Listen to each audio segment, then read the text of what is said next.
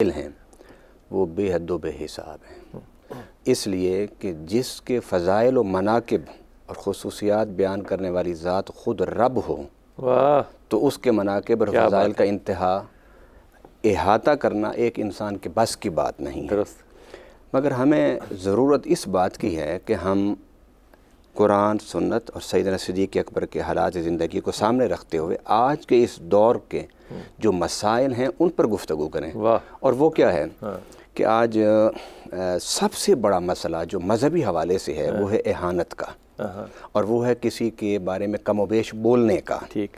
اب ہم سیدنا صدیق اکبر رضی اللہ تعالیٰ عنہ کی حیات مبارکہ سے اسی پہلو کو لیتے ہیں، تاکہ آج کا جو نوجوان ہے جو بڑا منتشر ہے کہ حق کدھر ہے، حق کس طرف نہیں ہے، ان کو بھی رہنمائی ملے اور وہ بھی کف لسان کی طرف آئیں، زبان کو روکنے کی طرف آئیں کہ فلاں فلاں شخصیات ایسی ہیں ان کے بارے میں ہمیں کچھ نہیں بولنا، یا کم سے کم بے ادبی سے نہیں بولنا۔ اب آپ دیکھیے سیدنا صدیق اکبر رضی اللہ تعالیٰ عنہ کا رویہ ذات رسالت میں آپ صلی اللہ علیہ وسلم سے کیسا تھا؟ وہ تو عشق، اتباع، اطاعت، بلکہ عشق، اتباع، اطاعت سے بڑھ کے تو حضور کے صرف ابرو کے اشارے پر سب کچھ قربان کرنے کے لیے تیار ہوتے تھے۔ اس کی ایک بہت بڑی وجہ یہ بھی ہے جو کہ ہمارے عائشہ بھی اس کو راوی کرتے ہیں کہ آپ کا جو وقت ہے رسول پاک صلی اللہ علیہ وسلم کا، وہ آپ کے گھر میں بحیثیت ایک فرد کے آرگومنٹ کے طور پہ، جس طرح کہ خاندان کا بڑا ہوتا ہے یا چھوٹا ہوتا ہے اور اپنی آ کے دلچسپی کے موضوع اور معاملات کو ڈسکس کرتا ہے، یہ تربیت گاہ جو تھی ہوئی حضرت ابوبکر صدیق کے گھر میں تھی ابتدائی ادوار میں۔ جی ہاں، سیدنا صدیق اکبر رسول صلی اللہ علیہ وسلم کی اسلام سے پہلے بڑی دوستی تھی، بہت دوستی اور بڑی انڈرسٹینڈنگ تھی، اور اسی انڈرسٹینڈنگ کا نتیجہ تھا کہ اگر کوئی وحی اترتی تھی تو حضرت ابوبکر صدیق اس کے بارے میں خود وضاحت فرماتے تھے، جس کی وجہ سے صحابہ کرام نے ان کا نام رکھا یہ مزاج شناس نبوت ہیں، مزاج شناس نبوت ہیں۔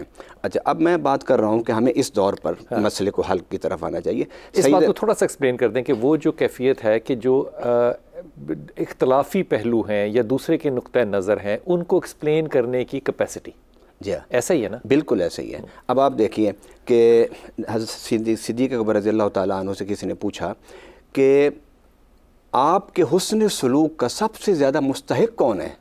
تو سیدنا صدیق اکبر رضی اللہ تعالیٰ نے فرمایا کہ میں اپنے قرابت داروں سے زیادہ ترجیح دوں گا کہ حضور کے قرابت داروں سے سلوک کیا۔ کیا بات ہے، مسائل ہی کراس دا بورڈ ختم کر دیا۔ یہ تو آپ کا فرمان ہے، یہ تو آپ کا ارشاد ہے۔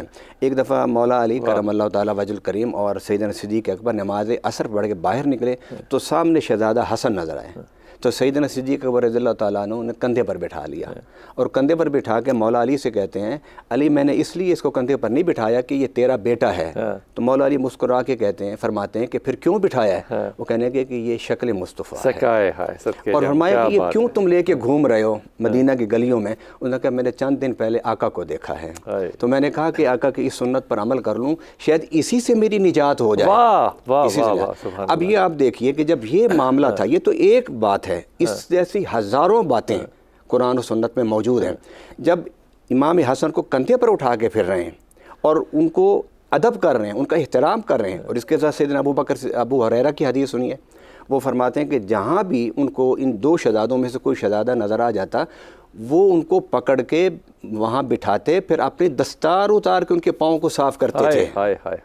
اتنا بڑا محدث صحابی، اور میں تو ایک جملہ آپ کی بڑا اچھا جملہ استعمال کیا، اتنا بڑا محدث صحابی کہ اس طرح کر رہا ہے عمل۔ میں آپ کی نظر ایک جملہ کرنا چاہتا ہوں، میں اکثر یہ کہتا ہوں اور آج پہلی دفعہ آپ کے اس پروگرام میں کہہ رہا ہوں، ہمیں تو اہل بیت کی محبت و احترام کا راستہ دکھایا ہی ابو بکر صدیق نے رضی اللہ تعالیٰ عنہ۔ اگر صحابہ کا یہ کردار ہمارے سامنے نہ ہوتا، اب آپ بتائیے حضرت امام حسن کی کتنی عمر تھی، حضرت امام حسین کی کتنی عمر تھی جب رسول اللہ علیہ وسلم دنیا سے تشریف لے گئے تھے؟ میکسیمم 6 سال 7 سال، اس سے زیادہ نہیں تھی۔ تو ان شہزادوں تک ہمیں اگر کسی نے پہنچایا ہے، ہماری جبین نیاز ان کے سامنے جھک جاتی ہے، ہمارے نظریں احترام سے جھک جاتی ہیں، تو صحابہ کی وجہ سے جھکتی ہیں۔ کیا بات ہے ڈاکٹر صاحب، اس میں حصہ ڈالیے۔ بسم اللہ الرحمن الرحیم۔ میں اپنا پیر صاحب کی بات کو ہی آگے بڑھاتا ہوں کہ حضرت سیدنا ابوبکر صدیق رضی اللہ تعالیٰ عنہ نے جب ٹیک اوور کیا، خلافت سنبھالی، تو اس کے لیے ایک اصطلاح استعمال کی جاتی ہے خلافہ علی منہاج النبوہ، کہ وہ نبوت کا کون سا منہاج تھا جس کو ابوبکر صدیق رضی اللہ تعالیٰ عنہ نے جاری کیا۔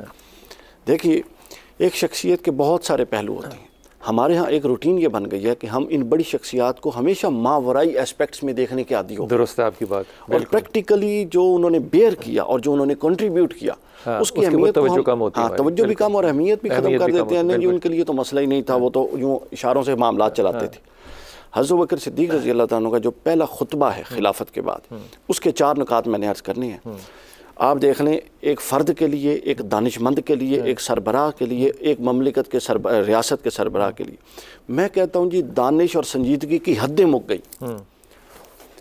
اب حضور علیہ السلام کا وصال ہوا تھا, ہر بندہ غمزدہ تھا.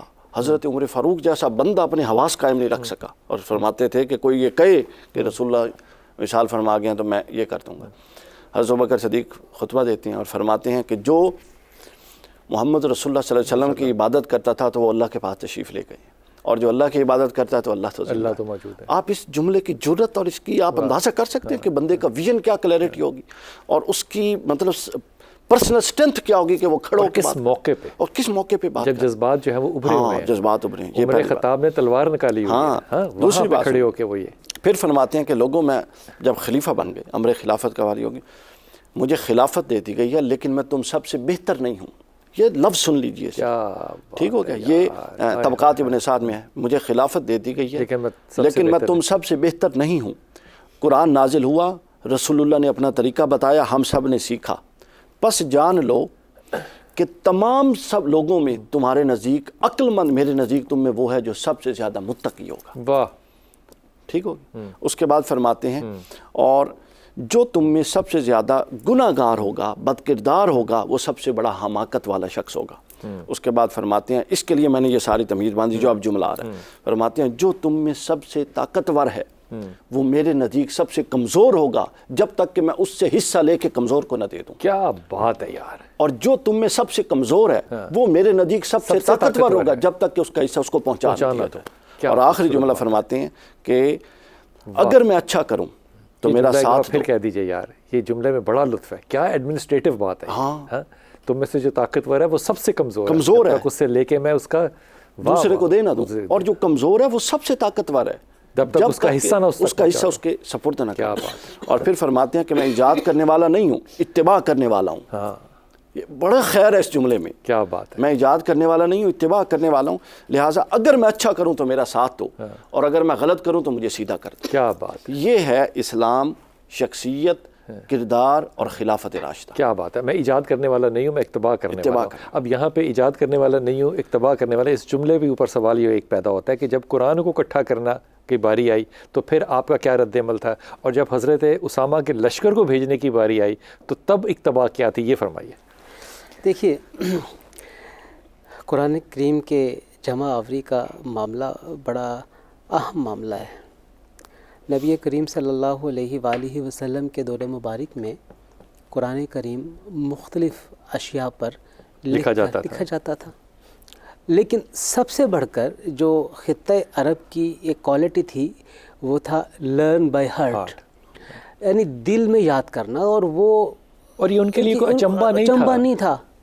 اور وہ ہر مطلب آپ یہ دیکھیے, انہیں اپنے گھوڑوں کے آباء و اجداد 500 نام یاد تھے کہ